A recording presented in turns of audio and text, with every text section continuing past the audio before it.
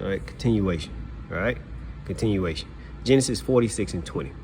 And unto Joseph in the land of Egypt were born Manasseh and Ephraim, which Asenath, the daughter of Potiphar, priest of On, bare unto him. Which we know when Joseph was in that land, he wasn't allowed to do anything outside of what the Egyptians told him to do, especially what the king of, or Pharaoh of Egypt told him to do. All right? He was not allowed to go out his own land and go out and get a wife. So he took what was given to him and he abided by their rule because he was under their dictatorship. We weren't even speaking on this, but since you want to bring it up, fine. We'll bring up Potiphar, the daughter of Potiphar, which she was, I believe, was Egyptian. She was an Egyptian, just like one of the wives of Moses was an Egyptian. And Miriam spoke against her, but it wasn't her place. That's why she was punished. Notice the other brother didn't get punished, but Miriam got punished because she spoke out. It's not a woman's place to speak out against those matters. That's a man's place to speak out against those matters. That's why that brother wasn't punished. Let's get that in the blue letter. Genesis 46 and 20. Now, I gotta make this quick because again, it's gonna be like a 2 or 3 part series. Genesis 46 and 20.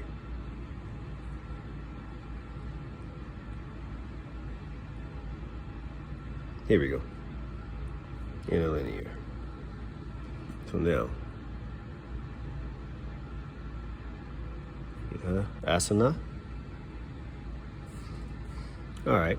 So notice it said this word Asenath. It's a proper feminine noun, root word etymology of an Egyptian derivation, outline biblical usage. Asenath belonging to the goddess Neith, a wife of Joseph. So she was just a wife of Joseph. Let's see if she was an Egyptian or an Israelite. You can't prove it. It don't say either. But we can use deductive reason since she was the daughter of Potiphar, the priest of On, that she was not of our nation. So with that deductive reason, I would say, okay, she was an Israelite. But let's look at Zilpah and Bilhah. That was in Genesis, I believe. Matter of fact, it's in the same chapter.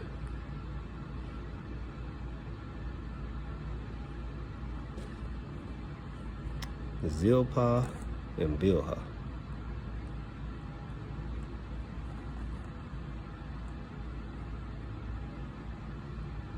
There we go. Go to Genesis BLB. And she was a maid, the handmaid of Rachel. But let's just see if she was a non-Israelite. Zilpah, proper feminine noun, from an unused root word apparently meaning to trickle, mirror, outline biblical usage, a trickling, that's what the name means. Italic a Syrian given by Laban to Leah is a handmaid, a concubine of Jacob, mother of Asher and Gad. All right, so meaning concubine meaning second wife or another wife. And Zilpah, which we know here is called a Syrian, but let's see who else was called a Syrian. Because they don't denote, just her being from that land of Syria doesn't denote that she's not an Israelite. So let's get that. It's like trying to fix my, what you call.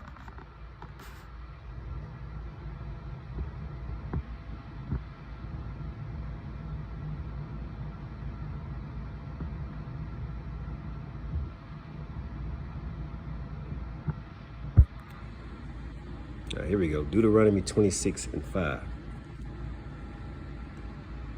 And thou shalt speak and say before the Lord thy power, God, a Syrian ready to perish was my father. Let me read it again. A Syrian ready to perish was my father. And he went down into Egypt and sojourned there with a few and became there a nation, great, mighty, and populous. And this was speaking on, who was this speaking on? Moses. Was it not? Speaking on Moses.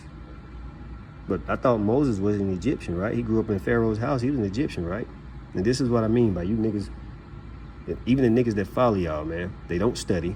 They just take what y'all say for gold, and they don't do the research there. So again, that word Syrian there, used with Zilpah, does not denote that she wasn't an Israelite. She was in the land, and so she was called by the land she dwelt in. Kind of like we're called Americans because we dwelt here. All right, and with that, I'm going to end this video with a straight to the point moment. I'm going to give all praise to Kahala Yahweh, by Hashem Yahweh Shai, by Hashem Kakadash, Death to America, and I'll be back again with part 2 and part 3 segment. Shalom.